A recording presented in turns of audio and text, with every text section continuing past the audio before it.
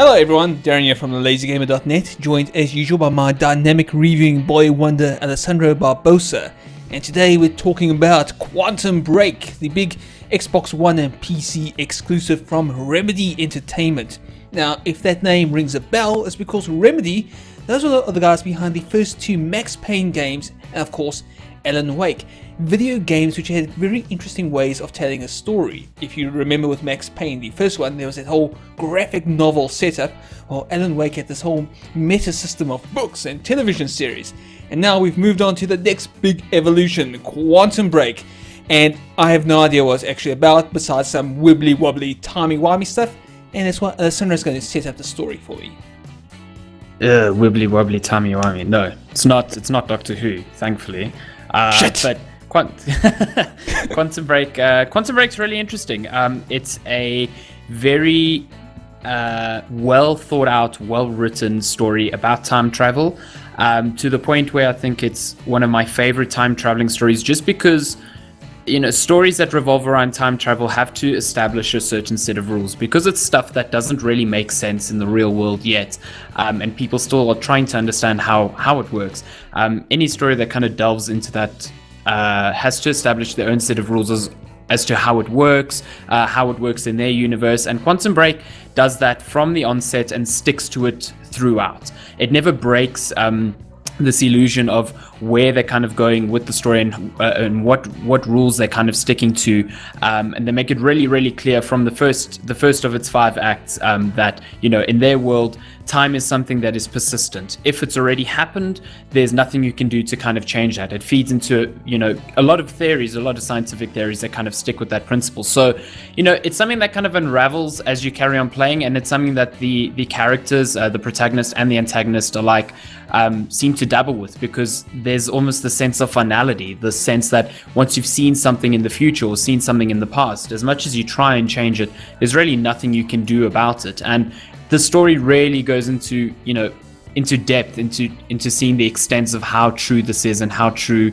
or kind of how far they can try and bend this rule, essentially. So it's really hard to talk about Quantum Break's story without giving much away, which is kind of why I'm sticking away from any real specifics here, because there's a lot that even happens in the first half an hour that doesn't make sense then, but then becomes a really big talking point and a really big twist in the last 30 minutes of the game. So it's really difficult to talk about the story because it's jumping back and forward in time, but it's really, really well written. It's really well told. It's told through your gameplay, your live action series, and then a lot of little logs that you can find throughout the game. Remedy are really good with leaving little TV series and little snippets of text that you can read, and I implore anyone who plays this game to hunt them down, seek them out, because there's so much story hidden within them that it changes the way you perceive the story. It changes certain dialogue dialogue lines that come up throughout the game, whether you found them, based on whether you found them or not, and it really adds a lot to the game. It's not a simple collectible that adds a little bit of fluff. There's a lot to it.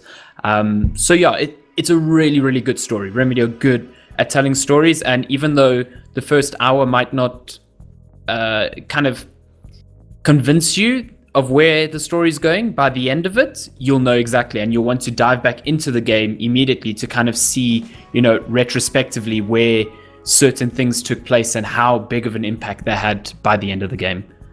Okay, fair enough. Time travel, always a headache, but in this instance, the kind of headache that I welcome when I'm trying to wrap my head around this whole quantum theory and string theory and all this hurtling time-breaking nonsense. It's so confusing. It's really confusing.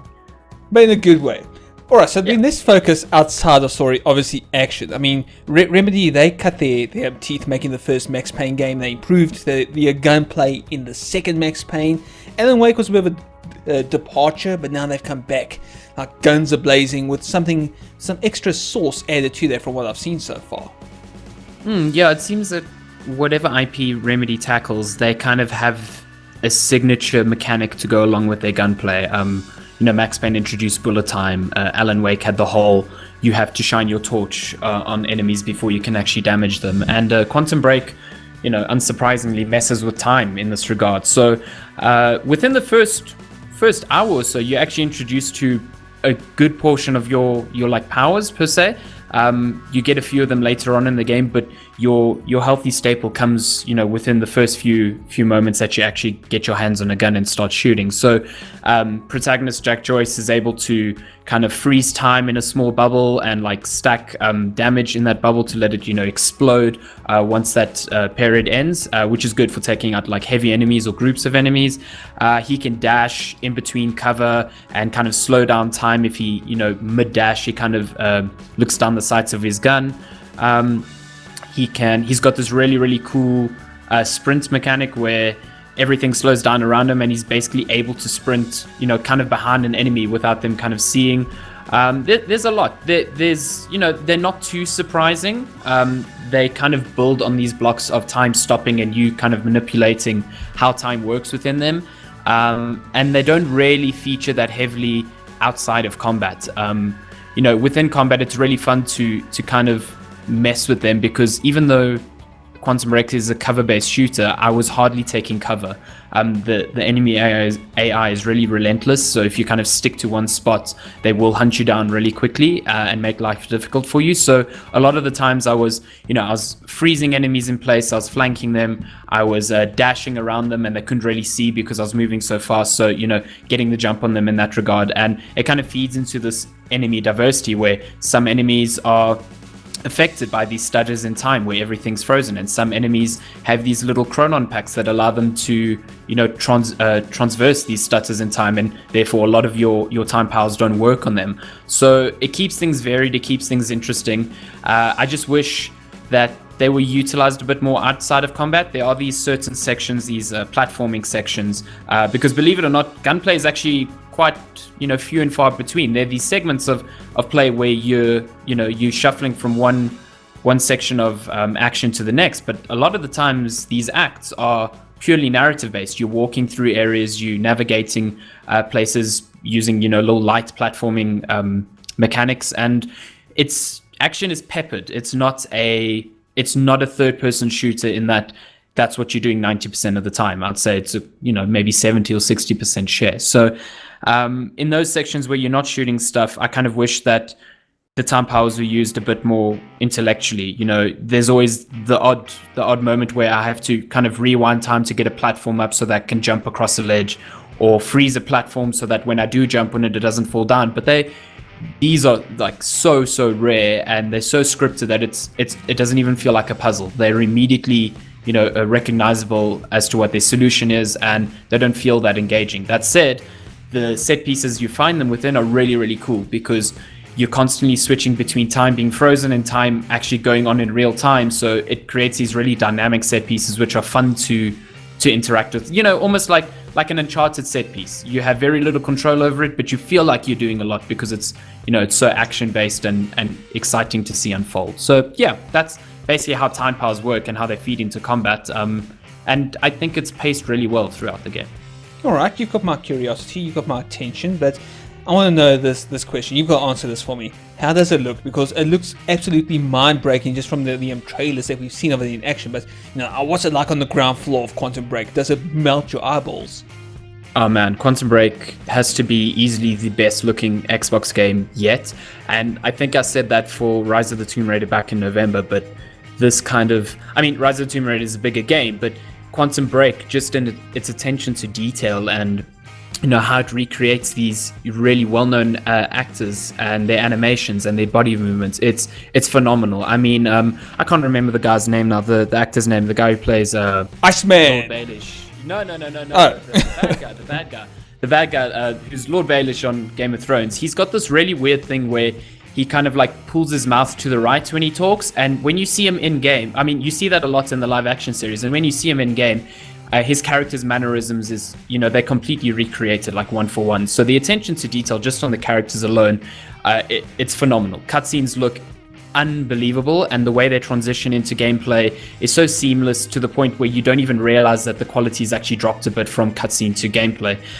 Even though it's only rendering at 720p on Xbox One, which I find a bit surprising. If I didn't really know that in my mind, I wouldn't have really kind of seen it. There's this heavy film grain to the whole thing. There's a real cinematic feel. and the frame rate is fairly stable throughout. But it is such a good looking game. It really, really is. The amount of work that Remedy has done to make these stutters in time, where time kind of freezes, to make them look visually appealing is phenomenal. You see like light trails from helicopters that have just kind of frozen in time. You see small bits of debris from cars that have smashed into an object just before time froze. The lighting effect when time is frozen and you manipulate light, and enemies have these, like lights on their backpack that leave trails as they move.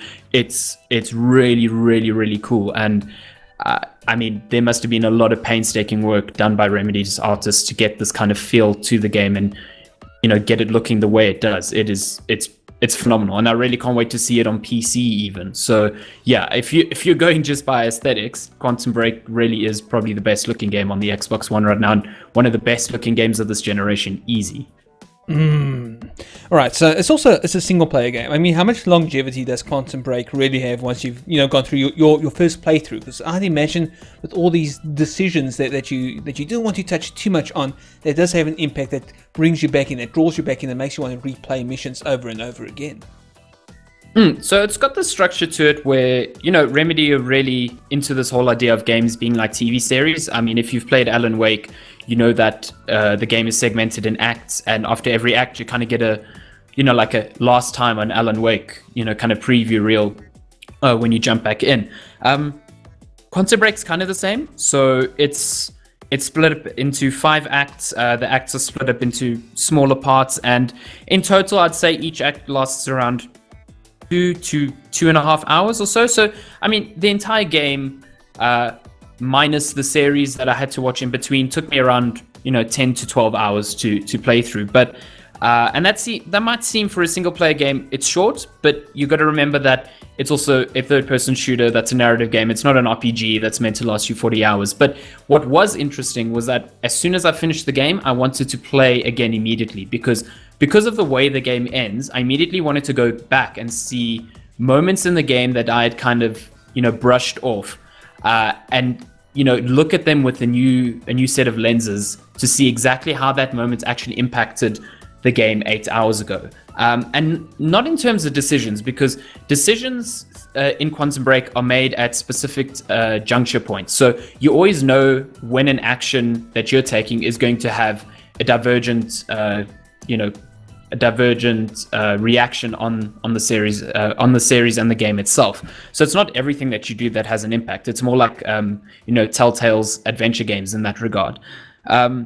But there's so much stuff that happens within the story that you immediately want to go back and look at with a new set of eyes and new information, that I immediately jump back into the game and I actually breeze through it again within another 10 hours. So there's longevity to the game. There's not a whole bunch of collectibles that you'll go back and hunt, but there's a story that's so captivating that you'll want to jump back in immediately after you're done, which I can't really say the same for a lot of games I've played, recently at all.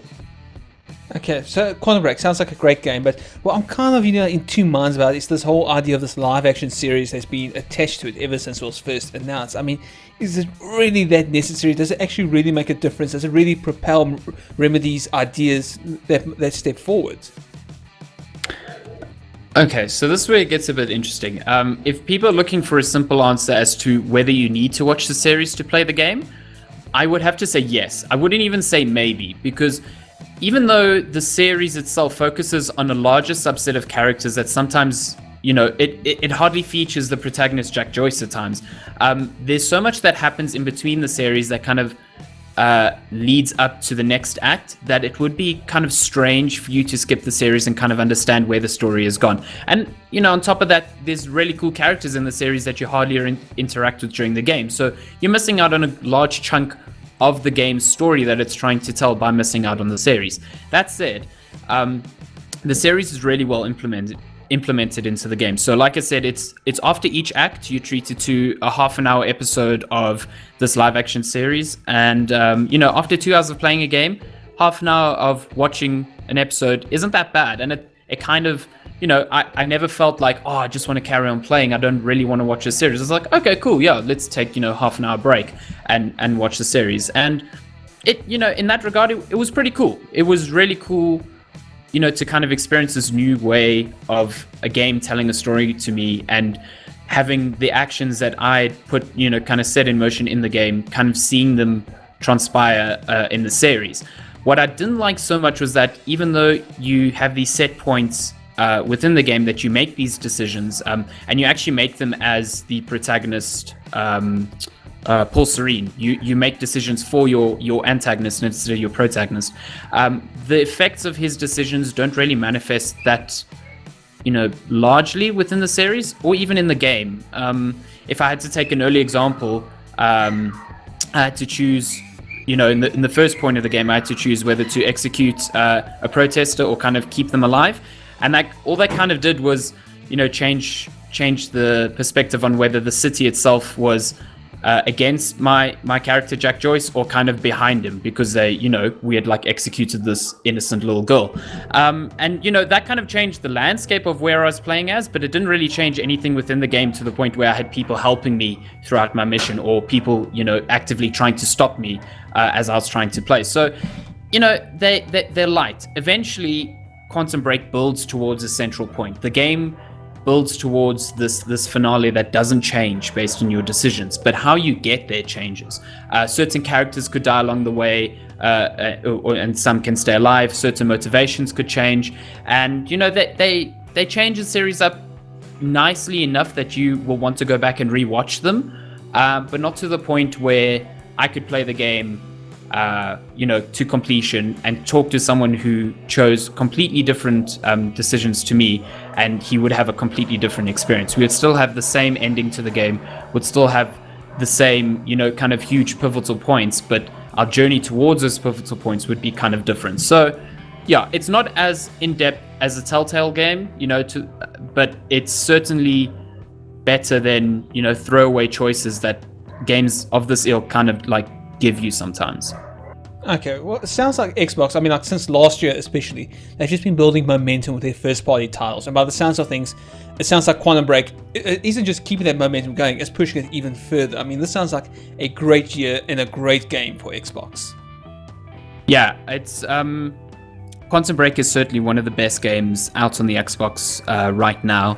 And it's, again, another testament to Microsoft just producing and curating really, really good first-party titles. They had Rise of the Tomb Raider last year, even though that was just time. They've had Sunset Overdrive.